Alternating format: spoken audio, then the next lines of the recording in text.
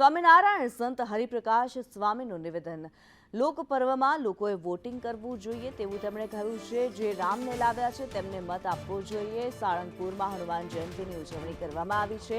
56 ભોગનો અન્નકૂટ ધરાવવામાં આવ્યો છે। 150 kilo લાડુનો cake બનાવવામાં આવ્યો હતો। हिंदू सनातन हिंदू संस्कृति और भारत वर्षनु लोक पर्व है। आ पर्वनी अंदर बधाए नाना मोटा भाग लेवानो होय, बधाए वोटिंग करवानुं होय छे।